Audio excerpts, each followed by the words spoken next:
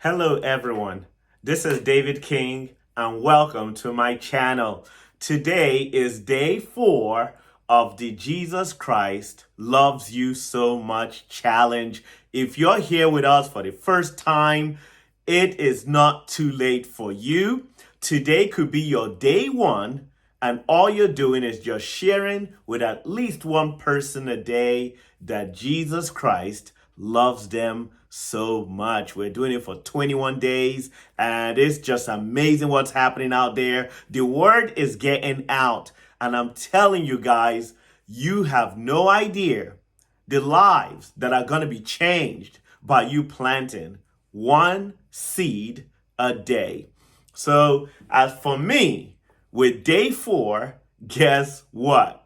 Like they say, there's a saying, how did they say it? They say, and what happened was, right? Isn't that how they say it? And what had happened was, so what had happened was, before I knew what was happening, I was in the house. And before I knew what was happening, it was 12:10 a.m. So unfortunately, I didn't get to tell at least one person today that Jesus Christ loves them so much. Of course, I felt bad. I was looking at the time. I said, what happened? Because like I said, I was in the house all day and my plan was to I was going to call an 800 number if I had to, but I forgot to do that.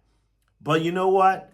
It's okay. Because guess what I'm going to do tomorrow? I am going to tell not one, but 2 people that Jesus Christ loves them so much. So I am going to make up for the previous day. And I think this is also good for somebody watching this who maybe is on this 21-day challenge. And, of course, maybe you're not used to this process and maybe you skipped a day, you forgot a day, right? Well, hey, I'm here to tell you all you got to do is make it up the next day. Okay, just add one more person to the next day. Okay, we don't need to keep it going all the way now. We don't need to skip 5 days in a row. However, if you happen to skip a day or 2 days because of circumstances, or maybe time just skipped you, right? I just want you to know that all you got to do is just make it up. But here's what I'm going to do. I'm going to tell you something really interesting that had happened at a church that I had attended, right? This was about a month ago. And it was my first time attending this church in Georgia. And they had this police officer. Most churches will hire like a police officer just to ensure everything is going well, right? So at the end of church service, I'm the type of person, of course, if I'm a first timer at the church, I'm not one of them who I'm out the door after church. No, I'm going to say hi to 1 or 2 people. That's just who I am. That's just my personality. So I got to talking, mingling with a few of the church members, met with the pastor, all that good stuff, met with the youth leader because they have this amazing youth group at the church.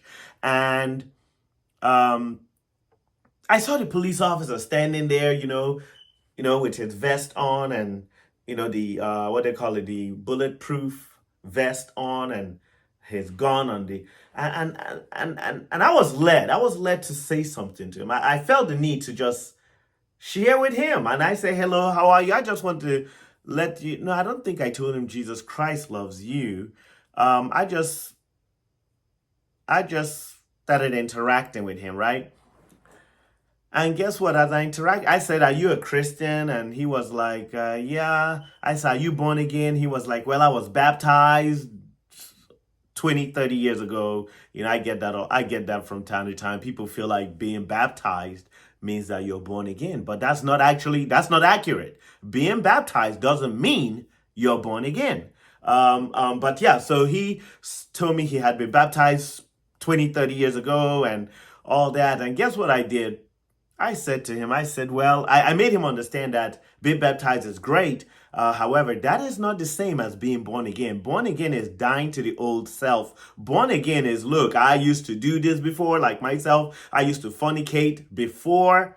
I don't fornicate anymore. Yeah, I said I'm going to wait till marriage because that's the right way to do it. That is God's way to do it, right? So I made him understand that this was my old ways, fornication, but guess what? I haven't fornicated now for the last 6 years, right? So I made him understand that that's what born again is. You're being born anew. You're starting afresh, right? Exactly. Some people, it could be lying. Some people, it could be being manipulative. Some people, it could be having a lack of self-control. Some people, it could be greed and selfishness. There's so many things out there that people have to die from if you are born again. So I made him understand that. And then I offered the opportunity right there at church, my first time. And I said to him, would you like to do that with me? Because I know this is not a coincidence. This is not a by chance meeting or anything to that effect. He had been security for the church for probably, I think, more than a year, if I'm not mistaken, more than a year, a while. He does it every Sunday with the church. And I offered that to him. I said, yeah, would you like to make a public declaration and give your life to Christ right now with me? And he thought about it for probably a second, maybe two. And he said, yeah, why not? And right there, people were leaving the church and people were discussing, having talks. And I did I told him to put his right hand on his chest, and he did. And we said the salvation prayer. And that police officer dedicated his life to Jesus Christ right then and there. And I thought that was amazing. That was amazing. I was just so thankful when I left that church that my first time setting foot at this church, I was able to lead this police officer who had been going to the church for a whole year. Well, not going to the church, but securing the church. And nobody offered that to him. So I don't know who's watching this right now. Maybe I'm giving you another challenge. Yeah, if you happen to have somebody at your church, maybe custodians. I know there are churches where they have people come and, they clean up afterward. They hire like a company and they come and help them clean up after church and things like that. Or maybe you have a security guard, something like that. Don't make an assumption. Don't assume that just because they come to the church that they're saved, that they're born again. That is not accurate. Offer that to them. Offer salvation to them. And it's a beautiful thing, right? So that is day 4 for today. I can't wait to get with you. And I can't wait to get with you on day 5 because I would have talked to 2 people. And I'm looking forward to sharing that with all of you. So let's get out there. Let's make this thing happen. Be sure to like this video. Be sure to subscribe to this channel if you haven't already, so that every single day as I go through, you will be getting the notification. You would know, okay, let's hear what David got to say today. Let's hear who he evangelized today. Let's hear about how he met them. I can't wait to share that with you. So again, be sure to subscribe if you haven't already. Like the video. Feel free to make comments on the comment section. Anything that you gained from this, or the fact that you have begun to evangelize to people, like I always share, just let us know if you plan to take advantage of this 21-day challenge. Just put on the chat section, comment section. I want you to just write, I'm in. I'm in.